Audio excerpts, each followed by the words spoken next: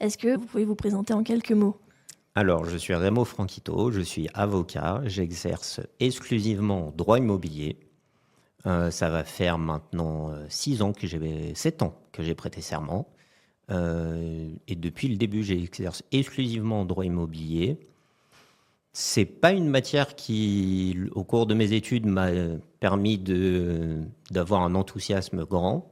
C'est vraiment en la pratiquant au jour le jour où je me suis dit, ah, en réalité, il y a vraiment un aspect intéressant avec le justiciable et avec les clients qui ont vraiment des questions personnelles et des besoins spécifiques dans cette matière. Et c'est pour ça que je me suis engagé dans cette matière et que j'exerce exclusivement dans cette matière.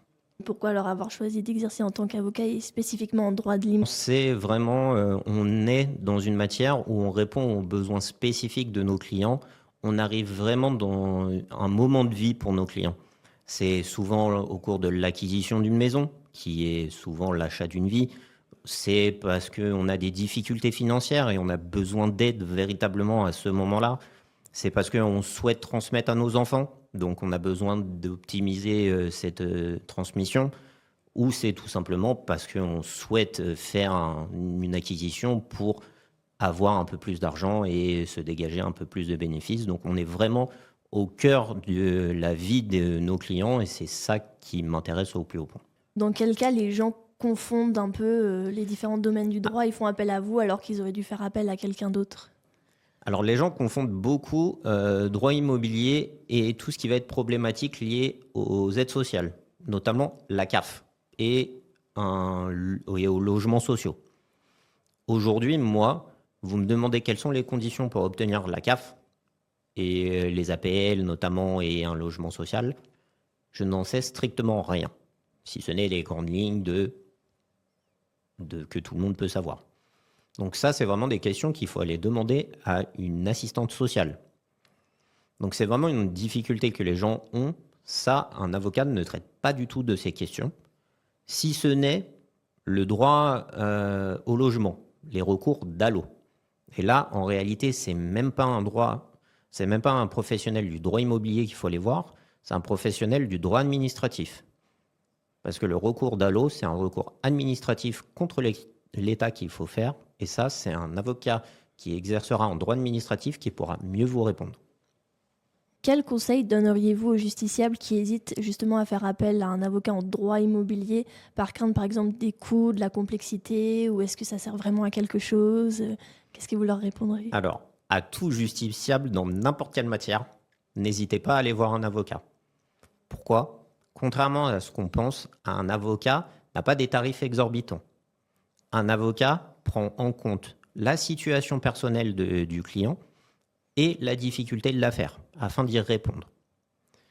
Aujourd'hui, il y a beaucoup d'avocats qui sont à leur compte, qui font des tarifs tout à fait raisonnables pour l'ensemble des clients.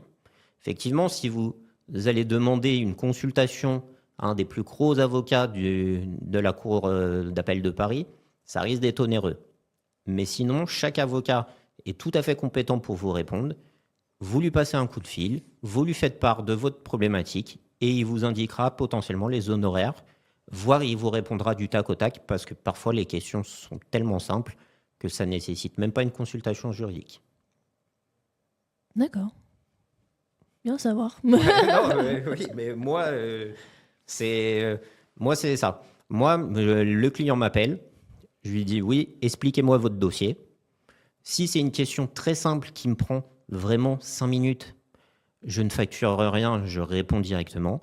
Si c'est une question juridique qui nécessite que je me plonge dessus, que j'étudie les documents du client, je lui demande de m'envoyer les documents par mail, je les étudie, je lui fais une proposition d'intervention et potentiellement de consultation juridique, je lui fais une proposition par mail, il l'accepte, il ne l'accepte pas, et voilà.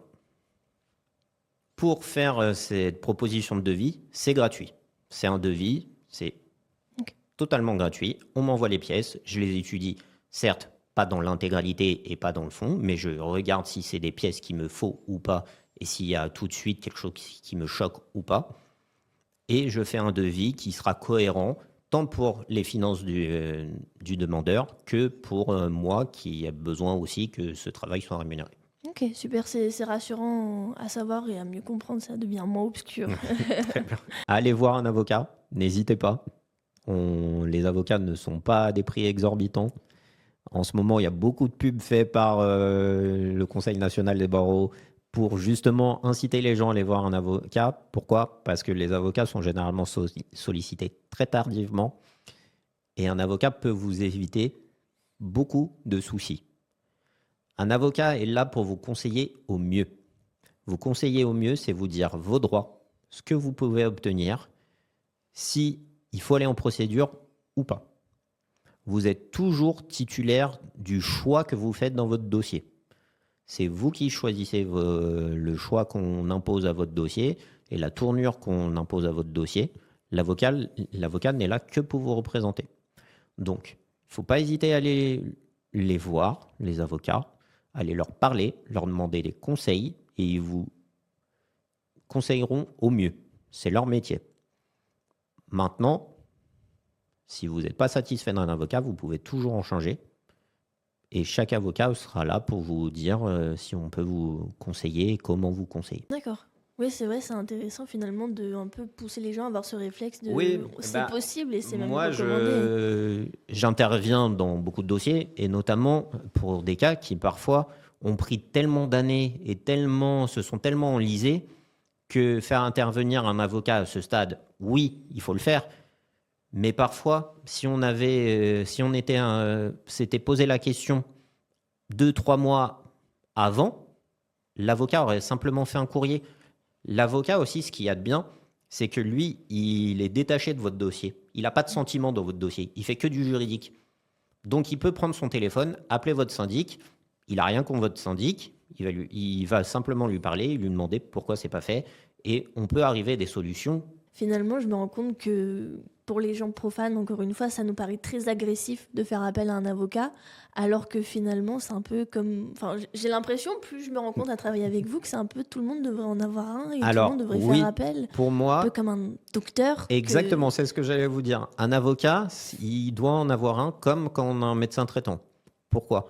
Les avocats, on n'est pas là pour vous faire des procédures, pour vous faire des procédures. Oui, c'est un peu On la est crainte là, qu'on a, oui. on est là pour vous conseiller. Moi, aujourd'hui, quand vous venez me voir, je vous dis, vos droits sont bafoués, oui, non. Vous avez le droit à une indemnisation ou que ce soit en termes d'argent ou en termes de travaux, etc. Oui, non. Est-ce que je vous conseille d'aller en procédure? Oui, non. Pourquoi? Parce qu'après l'étude d'un dossier, on peut se rendre compte que vous avez le droit finalement à 200, 300 euros d'indemnisation. Est-ce que ça vaut le coup ou pas d'aller en procédure? Je vous mets devant ce fait et je vous dis, écoutez, mes honoraires, ça va être tant. Faites la balance, est-ce que vous voulez y aller ou pas? Un avocat, on peut aller en procédure même pour 10 centimes. Vous souhaitez absolument le faire, je le fais. Je vous ai conseillé, je vous ai dit on ne va pas gagner grand-chose et vous me dites que vous voulez y aller quand même. Oui, parfois c'est par principe. Par principe, je vous suis et on y va. Vous êtes mon client, je vous défendrai dans vos droits parce que vous êtes mon client. Mais avant tout ça, un avocat a une obligation de conseil et tous les avocats vont vous conseiller. Si vous êtes mal conseillé, changez d'avocat. Il y a des bons médecins, il y a des mauvais médecins, il y a des mauvais avocats, il y a des bons avocats. N'hésitez pas à changer. Vous n'êtes pas lié à votre avocat ad vitam aeternam. Un avocat, on en change à tout stade de procédure. Et en fonction du problème qu'on rencontre en plus. Et en fonction du problème qu'on rencontre, moi, demain, vous venez me voir pour un problème en droit immobilier, je vous conseille. Vous avez été content de mes services, vous me dites j'ai un divorce. Je vais vous dire, madame, désolé, le divorce, je ne peux pas le faire parce que je ne suis pas compétent dans cette matière. Mais voici le numéro d'une de mes consoeurs, d'un de mes confrères qui, eux, savent très bien faire les divorces. Allez prendre attache avec eux, dites-leur que vous venez de ma part et du coup, vous serez conseillé correctement. Tout à fait. Et je me dis, dans la vie de tous les jours, parfois, on se retrouve face à des situations où on se dit, mais ça, c'est pas normal, ça devrait pas se passer comme ça et tout. Et finalement, moi, j'ai le sentiment que c'est peut-être bien aussi d'aller voir un avocat. Justement, est-ce qu'on peut aller voir un avocat pour lui poser une question, combien de temps ça dure et à peu près combien ça pourrait coûter de dire, bon voilà, je me retrouve face à cette situation, comme vous dites, faire un peu un état Ouais. des lieux, un bilan, enfin, pour avoir une idée un peu plus chiffrée. Alors, vous avez plein d'avocats qui vous font des consultations en ligne ou même au téléphone. Moi, D'accord. je le pratique. Vous avez le site du Conseil national des barreaux de France qui s'appelle avocat.fr, sur lequel vous avez énormément d'avocats et qui propose des honoraires très raisonnables pour des consultations juridiques rapides. Moi, j'y suis dessus. De mémoire, pour 15 minutes de consultation juridique simple au téléphone, je dois être à 50 euros. D'accord. Voilà. Donc, On s'appelle, on a 15 minutes, vous me posez vos questions, je vous réponds, et vous avez votre réponse. Et au revoir, madame. Et si vous voulez plus jamais me revoir, on se revoit plus.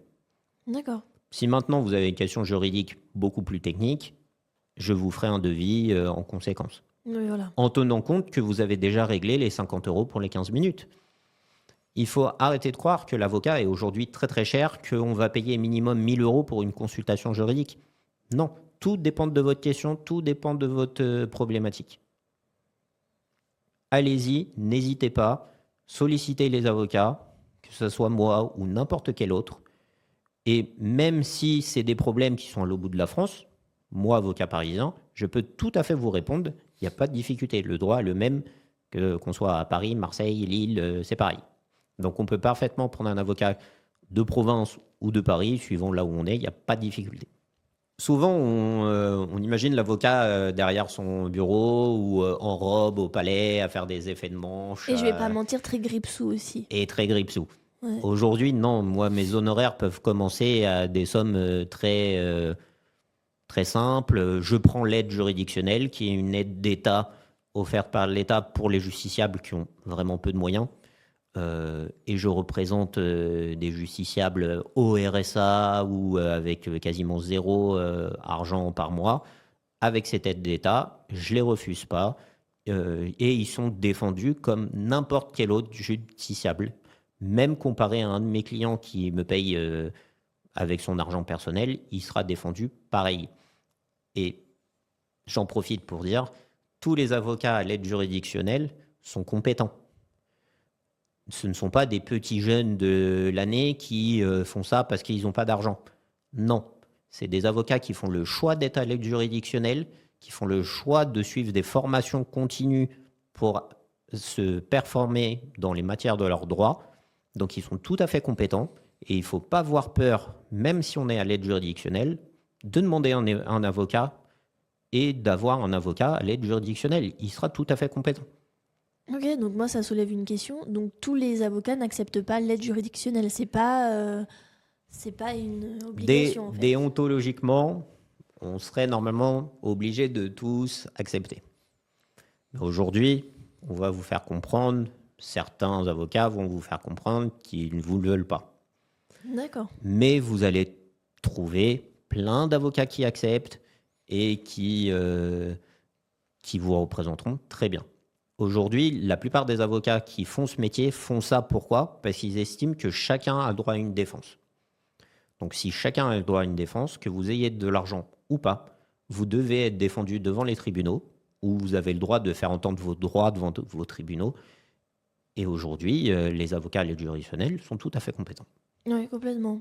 Moi, j'ai une amie qui fait du droit et effectivement, quand on voit les études, le travail, les sacrifices qu'il faut faire, enfin, il faut forcément avoir une vocation derrière parce que je ne pense pas qu'on puisse tenir Oui, autrement. c'est une vocation et c'est une volonté de se dire bah, je défends tout à chacun, je lui assure d'avoir la meilleure défense possible, de faire valoir ses droits.